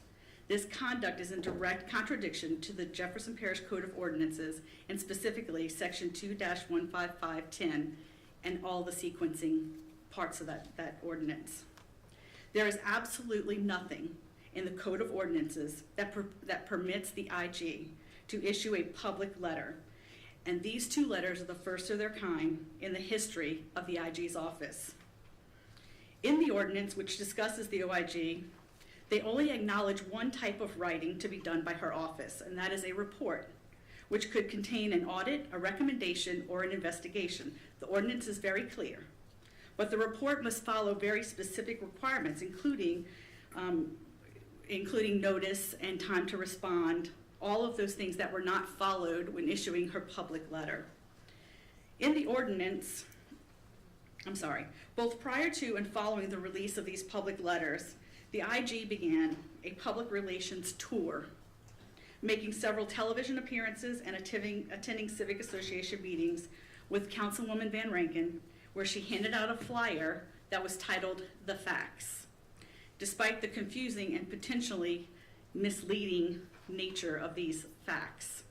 A public records request would later show that both Ms. Van Rankin and the IG worked on this flyer together and sought each other's permission and approval before releasing it to the public. So it was not done independently, it was done with the input of Councilwoman Van Rankin. These television and public appearances to lobby support for her public letter is not a stated purpose in the ordinance, nor is it a permitted action of the OIG, and as a lawyer is potentially a violation of the Code of Professional Conduct, specifically Section 3.6. Just days after the release of the public letter, the Inspector General appeared before the Jefferson Parish Council. It was September 25th of 24, where she publicly admitted that she had not spoken to a witness, but had done the letter like a private citizen, despite it being on her letterhead, with her logo, and released to the public. She then admitted that she saw absolutely nothing illegal at all in her report and in her public letter. To this day, she will tell you that she has found nothing illegal, despite sounding the alarms across the parish. However, this is starkly different from how the IG has responded to other well-known and highly publicized complaints. I'll give you a few examples. She failed to investigate the alleged fraud, waste, and abuse surrounding the publicized improper acquisition of public property by an employee of Councilwoman Van Rankin, which happened before Councilman Lichtenberg and I had been sworn in. She failed to report, investigate, or audit the acquisition of land negotiated as part of the Eat Fat City project that resulted in a multi-million-dollar lawsuit at the expense of taxpayers with continued legal exposure to the parish. That was a project done by Councilwoman Van Rankin. She failed to investigate the allegations that that same council member may have voted on issues related to the licensing of a company owned or represented by her family and or her spouse. She failed to investigate whether that same councilwoman had voted on a settlement on a case to which her husband had a connection. Like you, the members of the Jefferson Parish Council have received numerous anonymous letters featuring many of these allegations and voicing complaints of the personal relationship of the Inspector General and Councilwoman Van Rankin, including traveling abroad together to the extent that their relationship, whether real or not, has been the focus of television, stories, news articles, and social media gossip. It gives us grave concern. Whether their relationship is real or not, it is clear that there is an appearance to the public that it is. That would be a violation of the current policy. Please know, it is very common for attorneys to know each other and to have relationships outside of their jobs. There is nothing wrong with that, unless your relationship is with the IG, and unless it compromises your independence, not just in fact, but in appearance. The Inspector General and the staff must be free in fact and appearance from any kind of impairment to their independence, and they have the responsibility to maintain that independence, so their opinions, conclusions will be impartial in accordance with their own quality standards.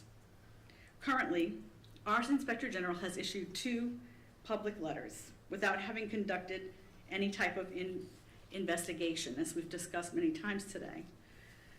Without asking the parish president, without speaking to any councilman involved, without any regard to the outcome, when saying on the record, everything is legal, I'm not saying anything was illegal, this is a quote, I'm not saying anything was illegal, I just think it could have been done better.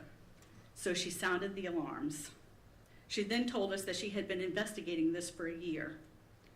She is supposed to account to you all about the investigations and justify the spending that she is using on those investigations. Did she? If you go back on your notes, did she ever talk to you about this? Did she tell you how much time and money was spent on this investigation, which she says now she took a year to do? These actions are in direct contravention to the Jefferson Parish Code of Ordinance, specifically Section 2-15511, 10. There is simply no provision which would permit the Inspector General to give a public letter, much less make public appearances at civic association meetings and give television interviews in an effort to lobby support and a call to action to reach out to council members and make social media posts. It was as if the IG and Councilwoman Van Rankin were on some kind of bizarre publicity tour about an issue that had been voted on for over a year. If she wanted to sound the alarms, the times to do that would be before it was voted on 7 times. No matter, at this point, it was too late. The OIG's manual of policies and procedures, along with the ordinance, are what guides her actions and need to guide your decisions. It starts with this exact quote. Accountability is the key to maintaining the public's trust. Inspectors general are entrusted with fostering and promoting accountability and integrity in government. In order to earn and maintain the public's trust, the JPOIG will adhere to the basic principles of integrity, objectivity, independence, professionalism, competence, courage, trust, fairness, honesty, forthrightness, public accountability, and respect for others, as fully defined in this policy. The policy goes on for 285 pages. The word trust is mentioned 19 times. The word integrity is mentioned 24 times. But the word independence is mentioned 121 times. The word public letter is never mentioned. 0. It doesn't exist. In fact, a letter of any kind is only referred to once on page 69, where it says that the findings and recommendations shall be reported by the IG to you, the ECC, under a separate cover letter. Was that ever done? Did you all receive a letter examining her findings and recommendation for either the Gretna Brew Pub public letter or the Gretna Task Force public letter? Was it made available to you before it was made available to the press? That's it. 285 pages and no mention of a public letter. In fact, the public letter is something that this IG has created and sent out in what everyone calls an unprecedented move. First, you never want your IG doing something unprecedented. They should use only practices that are tried, true, reliable, unbiased, and independent in fact and appearance. They should be consistent and steady. You should be asking yourself why you have never heard of this public letter before. Is it that Ms. Chatelain is just so creative as to have invented it? Or is it that every other IG in the country sticks to investigatory processes that are consistent, fair, and tried? You should be asking yourself why you have not seen any other IGs on television prior to a full investigation. Is it that Ms. Chatelain was the first to discover that the news likes contentious stories? Or is it that every other IG in the country maintains the decorum of their office and simply doesn't lower their office to any kind of vile means? In fact, in her manual of policies and procedures, the news media is mentioned only once, and that is that inquiries for news media should be diverted to their attorney. Other than that, it's not mentioned because it's just not done. You should be asking yourself why there is no policy. I'm sorry, I lost my spot. You should be asking yourself on why there is no policy on how and when to appear about a public letter on the news, because it never happens. Both the creation of the public letter and the weaponizing of the IG's office to the news media is new. And let us not forget about the social media post. I want to read a post to you that was just posted. In the middle of all this happening, our IG posts this. Speak up for the independent oversight in Jefferson Parish. Contact your council representatives and let them know you support a strong, independent Office of Inspector General. Yesterday, the Jefferson Parish Council read into a summary a proposed ordinance to change the appointment, authority, and investigative powers of the Inspector General. Details? They haven't been shared with the public or the JPOIG. Make no mistake, accountability and oversight are under attack. Stand up for transparency. We have our IG on social media with a call to arms over an ordinance that she has not read, that she hasn't read. She went to the public. But that's not the only one. There are other people in her office who have troubling posts. One that spoke with you today, who apparently is a big supporter of Israel and made a bunch of social media posts, including inappropriate language like F the NOPD and JPSO for that matter too. He spoke to you tonight about integrity and ethics, and he gets, this is his social media post. It's embarrassing. You should be asking yourself, even though not being permitted in the manual, why she set about attending several numerous civic association meetings, neighborhood meetings, and a Republican women's organization to spread information that had clearly already been debunked. I want you to understand what I'm saying. This isn't before. This is after the council meeting, when we had a state representative, 2 state representatives, stand up, explain from the first line of the 35-page letter to the end, the mistakes in it, literally debunked it. And our meeting went on for 8 hours that day. 2 days later, the show was back on the road with the IG and Councilwoman Van Rankin with the same flyer, the one that they had already proven untrue, handing it out and still discussing it and asking them to contact us. Understand, the vote was over again. Why? It's unheard of.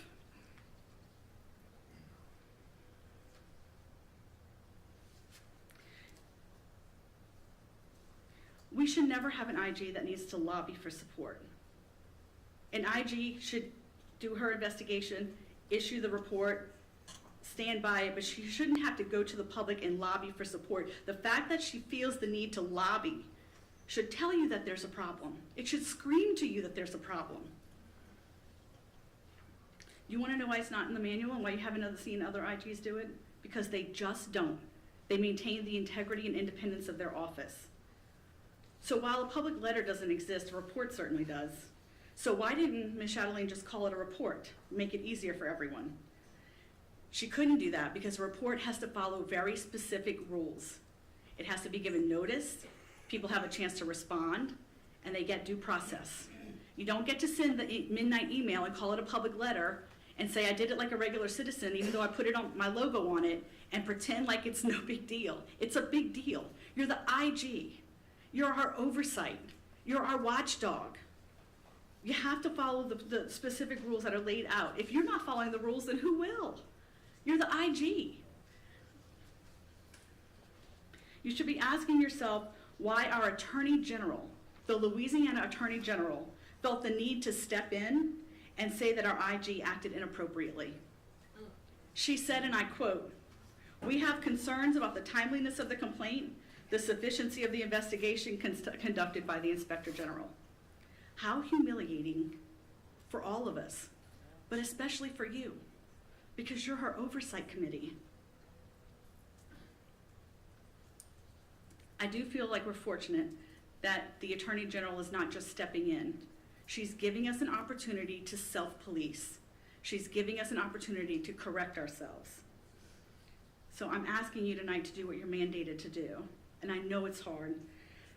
You should be asking yourself, why is this happening in the most transparent parish in the state? Why would she risk her good name, her credibility, her bar license, her job? I don't know the answer. I know that it started after we refused to give her a 3rd term. I know that the rumor mill says that when Councilwoman Van Rankin runs for, and if she's successful being parish president, that this will be our new parish attorney. That's what the rumor mill says. I know that we've received numerous anonymous letters, all of which had verified documents attached to them with pictures that included these 2 over the years as friends.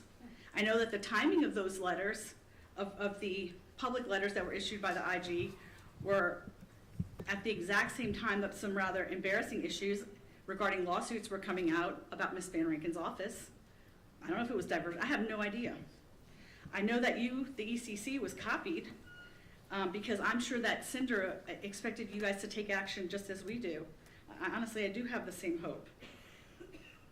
So far, the ECC has remained quiet, even after the Attorney General has weighed in. This is incredibly difficult. Your meetings consist of an hour-long presentation by Ms. Chatelain. You come to trust her, you come to believe her, as I did, and I think I could speak for most of the council and say we all do. We all did. But you cannot get so close, as friendly as you all may be, to let your own independence in fact or appearance be called into question. It is my understanding at the last meeting, one of you actually clapped when someone spoke in her defense. You can't do that. You can't do that. You must stay independent. You are our only hope in correcting what could be something out of control. As the lines and the relationships sometimes blur, we need you to take a step back ask the difficult questions, and take the appropriate action necessary to protect our parish. Remember, the OIG's manual says independence 121 times. She has to be independent, not just in fact, but in appearance. In fact, it says the JPOIG will consider not only whether they are independent and whether in their attitudes and beliefs, but also whether there is anything about their situation which might lead others to question their independence. So it's not enough to just be independent, you have to appear independent. At this point, there are news stories about her relationship with the council member. There's news articles about her relationship with the council member. There's social media insanity happening about their relationship. I think at this point, it's clear, even if it's not real, that the appearance that the two of them have an inappropriate relationship exists that would question our IG's independence. The conduct by the IG appears to have been abuse of power, in my opinion, and abuse of her authority. It's ethical misconduct, it's unprofessional, and at the very least, it calls into question her integrity. State Rep Cox said at our last meeting that one of his greatest experiences is being part of the Jefferson delegation in Baton Rouge. He said that everyone looks to us as an example. So today I'm asking you to continue that proud Jefferson Parish tradition of leading even when it's difficult. Today I'm asking you to police your own, not for punishment's sake, but for the sake of equity, ethics, and for a better Jefferson Parish. We do not want our IG's office weaponized. We're asking you for that protection. It is in the best interest of the citizens of Jefferson Parish that protections and rules be implemented to prohibit potential unethical conduct, including procedures for how to speak to the press, when to speak to the press, prohibiting public letters, and a social media policy. We, the members of your governing body, and the people of Jefferson Parish are coming to you, imploring you to help us. For me, this is not a question of whether the Gretna project is a good idea and whether or not we need a task force. Those are all subjective questions that are left to those of us that are elected to decide and answer. To me, this is a question of policy and procedure. Do we want an IG who does not appear independent, who does media tours, who is chastised by the Attorney General, or do we want stronger policies that create transparency and safety for the public? Well, I support our IG, even though I know today it may not feel to her that I do. As a lawyer, I think we deserve better, and we deserve independence. You have 5 council members here. You have the parish president. You have state representatives in the audience. You have nearly the entire Gretna government here. When we talk about unprecedented moves, that's an unprecedented move, and it shouldn't just speak to you, it should be screaming at you that there is something wrong and that we need your help. I'll be happy to stay after and answer any questions. I know what we're asking you to do is hard, and if it weren't absolutely necessary, none of us would be here. I can tell you Councilman Liljenberg and I labored over having to do this. It's hard. We're both former judges and have a great deal of affection for our IG, but we can't let that hinder our parish. Thank you.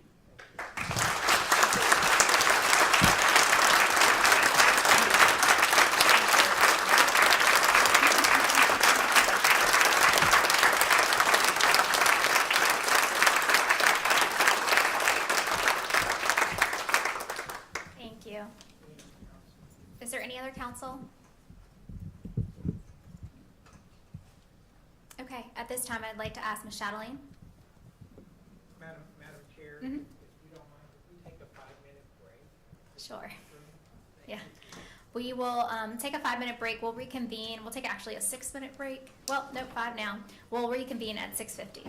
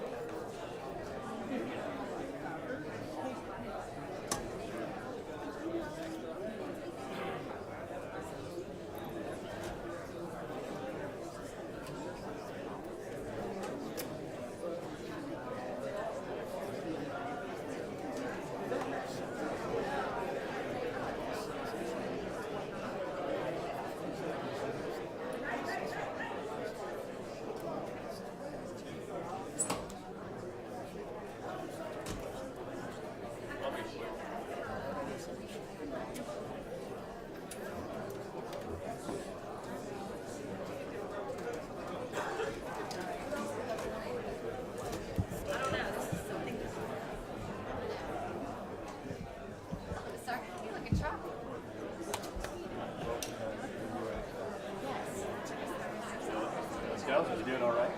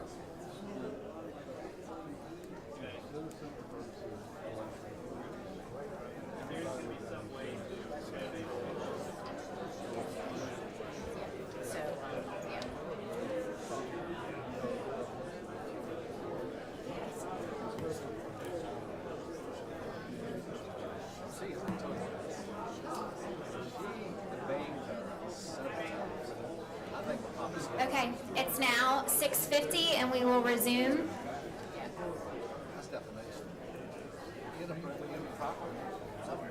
Gina, will you please note that Frank Young came into the meeting 5:10? Thank you.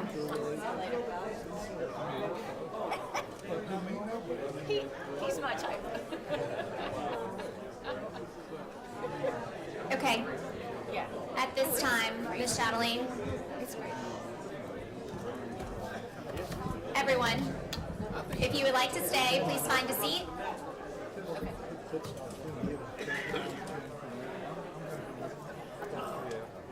Again, we're resuming the meeting now. If you'd like to stay, please have a seat. Thank you. I'd like to begin my remarks tonight by acknowledging everybody who came here, whether critical of the office or in support of the office or somewhere in between. I did my best to take notes as people were speaking, and I'm going to do my best to see if I can work a coherent line of thought that considers some of the remarks that have been made. I want to begin by acknowledging a belief that I have.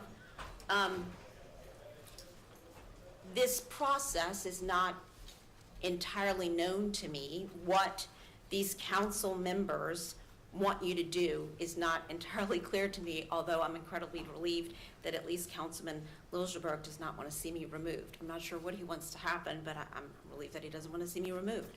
But I do sort of have this belief that whatever we're doing here tonight, eyes are on us, and I believe that how I respond to this moment, but it's not just me how I respond, I think it's how you respond, is going to speak to our relative commitment to independent oversight.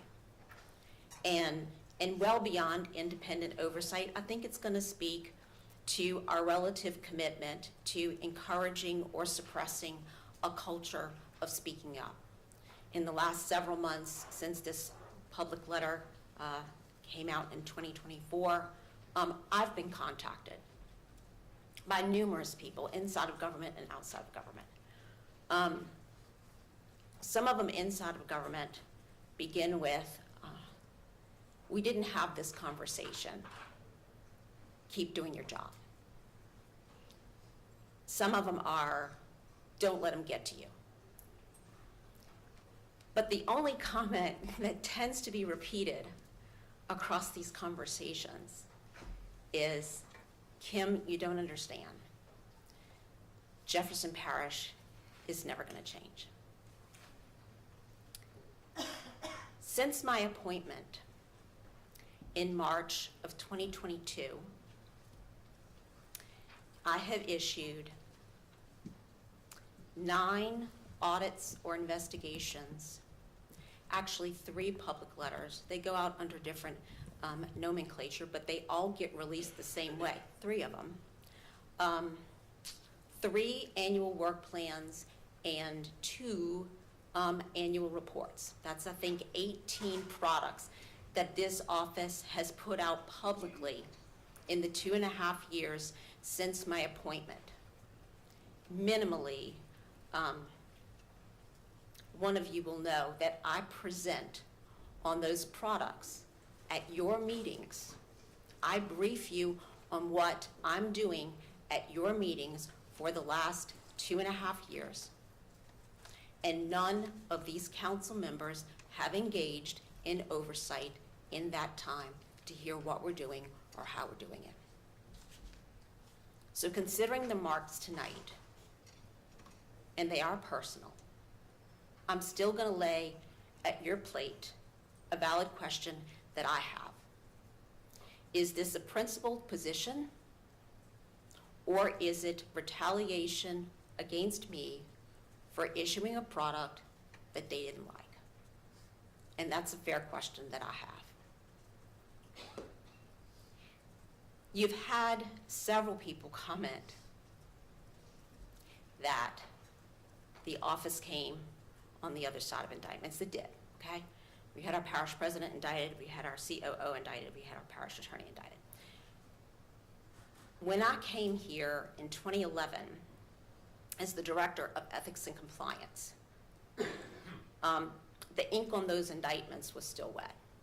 And I get here, and I met a lot of people, and got to know a lot of people, a lot of really good people in Jefferson Parish. But I mean, I am a resident of Jefferson Parish, I'm an attorney, but other than that, I was a complete outsider when I started in this parish. And so I'm meeting people, and I'm wondering, like, how did you get to a meltdown point where you have that many indictments happening at that level of government? Because it's happening at that level of government. You don't just have a problem at that level of government, you have a problem throughout.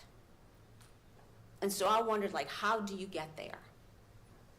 And I've suspected, and frankly, I've come to believe, Jefferson Parish doesn't have a truly positive relationship with accountability and transparency, because whenever there is a message that is unflattering or inconvenient, or worse yet, politically damning, they have an unrelenting reflex to silence the messenger and kill the message.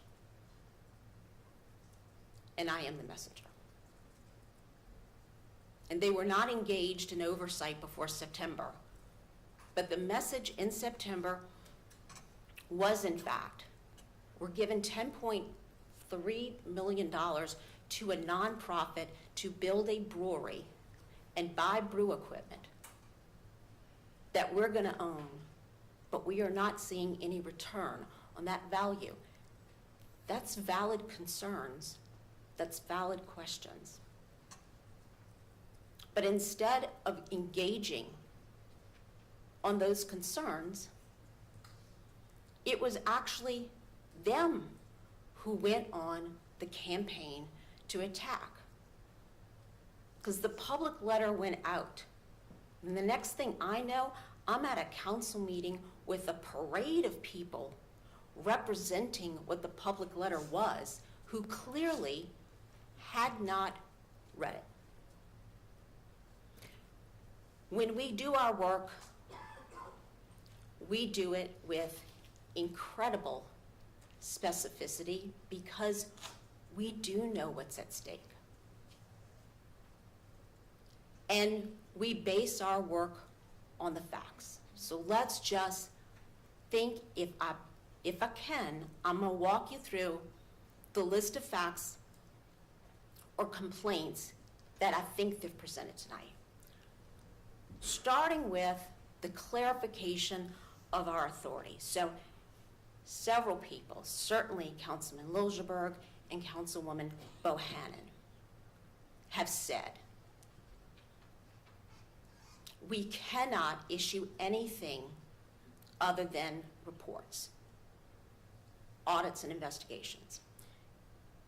Councilwoman Bohannon said that the public letters that I issued this year is the first of their kind in the history of the office.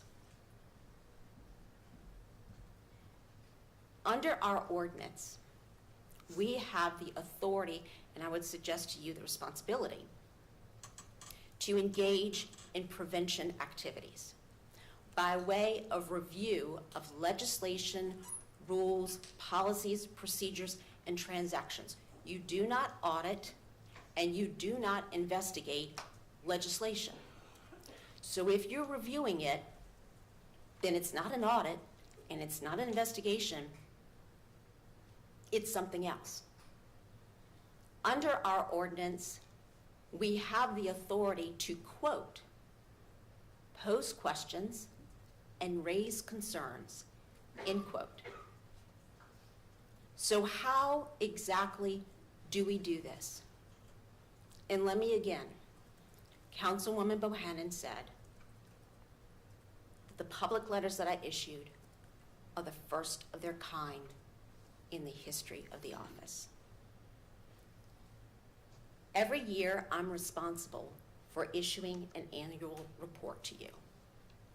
As of our 2023 annual report, we track our milestones. This office has issued 64 reports, audits, or investigations. And it has issued 16 position papers, memorandums, open letters, public letters. They go under different names, but 16 of them since the office was created. So the public letters that I issued aren't the first of their kind. 20% of all of our published products have in fact been some variation on a public letter. It includes a public letter regarding fire services. I think that was like in 2016. It includes lessons learned. We put it out in the fall of 2023. It includes a monitoring memo on COVID masks that was issued in a pandemic because the parish council wasn't approving the payment of an invoice on masks because they weren't communicating with the parish president and arguing over her authority in a declared emergency. And we came in and entered a monitoring memo as a preventative action, calling out the parish president has definite authorities in time of emergency, and she exercised the authority, and now we have an invoice that we could get reimbursed for, preventative. If it just gets paid, we can seek reimbursement. We have issued public letters about the parish touching our dedicated millage. So the public letter earlier this year, which was dedicated to how the parish was spending dedicated millage, was not even the first public letter on dedicated millage. Councilwoman Bohannon said that this is something not any other inspector general does. New Orleans has issued 12 public letters in the last 2 years. They're pushing them out one every other month. But since the office's creation, we have put them out at least one a year, and sometimes more than one a year. I'm not saying that it's right or it's wrong. I believe that public letters serve a valid purpose. I had the privilege to recently hear the Inspector General, the Federal Inspector General for the Department of Justice speak. Congress criticized him. Stop auditing us. Start telling us how to prevent the waste before it happens. Don't wait until it happens before you criticize us for what we're doing. Step up early. It's not a perfect science, but prevention is an important function, and our mission is to detect and prevent fraud, waste, and abuse. So if you relegate us to audits and investigations, you are telling us we cannot prevent fraud, waste, and abuse. And you're deviating from the historical practices of this office that I inherited, but I didn't change. Let's move along to the next thing that I think they called out. And I was listening, and I think I caught it accurately. And that is, because they were running through it, and it was in the context of them quoting from these anonymous letters, but basically the thrust of it was our office hasn't investigated certain ethics violations by Councilwoman Van Vranken or ethics violations for people related to Councilwoman Van Vranken. So let's talk about that. Under our ordinance, whenever in the course of our work we discover facts that indicate either an ethics violation at the local level or at the state level, then we are obligated to notify. That's notify you or notify the State Board of Ethics. Same goes for any violations of law. So if it's state law or federal law, we have to refer it to the appropriate law enforcement agency. We have 64 reports since the creation of this office, and we have investigated 591 complaints. And that's as of our 2023 annual report that I presented to you at probably your March meeting of this year.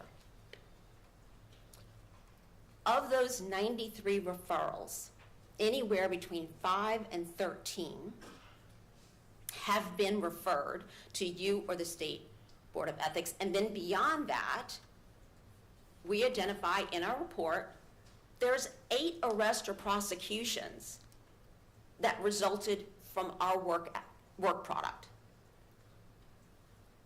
If you look at our website, you're not going to find any correlating investigative reports.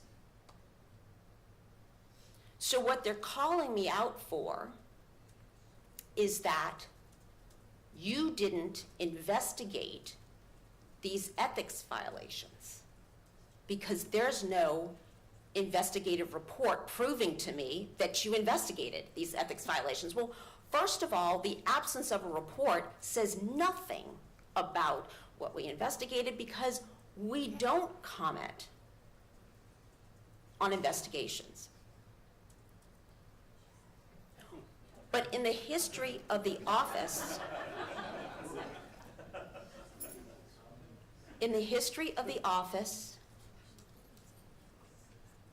we have never published any letters of referral or underlying facts related to those matters that are referred to the state, referred to you, or refer it to another agency? And why? We have an obligation under the ordinance to refer it.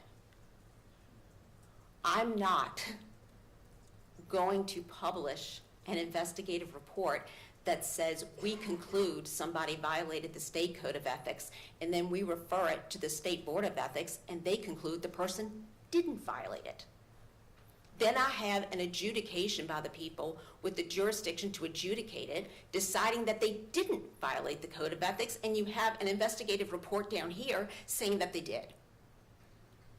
So much like Councilwoman Bohannon wants to say that the Attorney General is questioning our investigative. Well, I don't need multiple investigative reports about ethics violations only to have the State Board of Ethics not pursue it or not adjudicate it and have a report down here. In short, we don't step on other agencies' jurisdictional toes, and haven't since the office was created. So the presence or absence of an investigative report on any ethics issue, and particularly the absence of an investigative report, is not evidence that we're not doing our job. It's evidence that we are, in a consistent manner. Let's drift along to the brew pub versus the Eat Fat City that's depicted.